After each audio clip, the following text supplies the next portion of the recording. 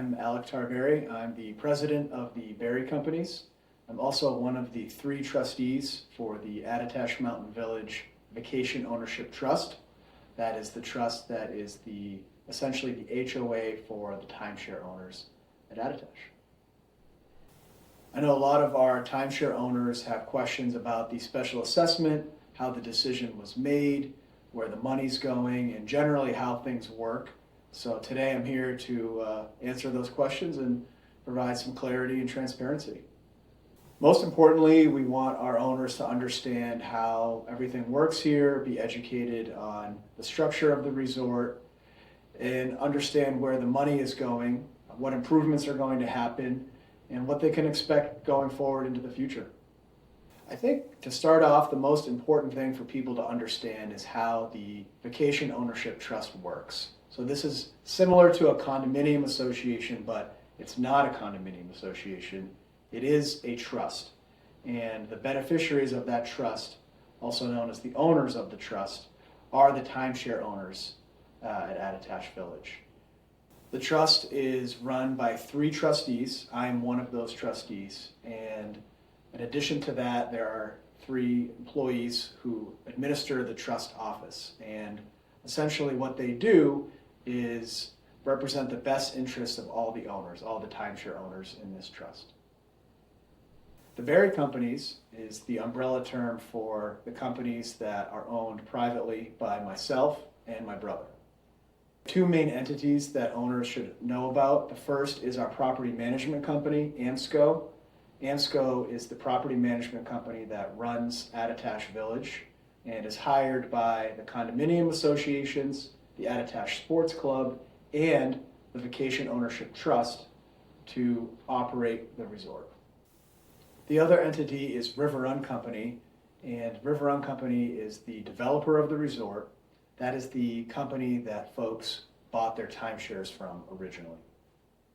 So the 3 trustees and the employees of the trust office work directly for the timeshare owners, whereas the Berry Companies is hired by the trustees to operate the resort.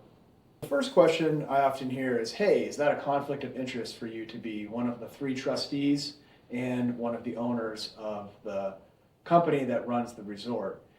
And of course, it absolutely could be. The reason it's not is that we've always disclosed my dual role. More importantly, I have a fiduciary duty to do what's best for the timeshare owners, and that has to take priority over my ownership of the company. Decisions for the timeshare owners are made by the trust office and the trustees, and all of us share a fiduciary responsibility to do what's best for the timeshare owners. So the next big question we're hearing a lot is, hey, why is this special assessment necessary? And we put a lot of thought into this. We did not take it lightly. There are 2 main reasons why we moved forward with the special assessment.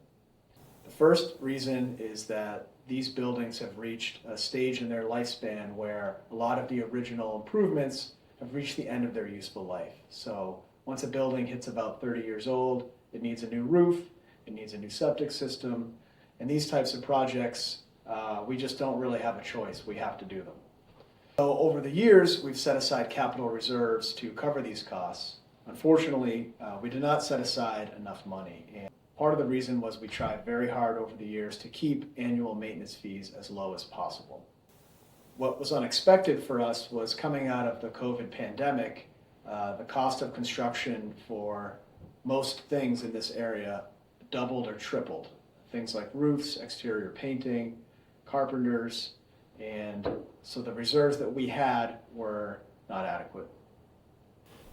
A lot of folks said, hey, why is the Berry Companies not paying for this? Well, the answer is we don't own these buildings. We can't sell these buildings. These buildings are owned by the timeshare owners. Now, we are investing money alongside with the different associations at this resort. We own the building where the front desk is. It's called the Hospitality Building. We are investing over $150,000 in renovating that building to bring it up to the higher standards that you're going to see at the other parts of the resort. We know there's much more to share about the assessment, the renovations, and the future of Attitash Village. That's why this conversation is just the beginning.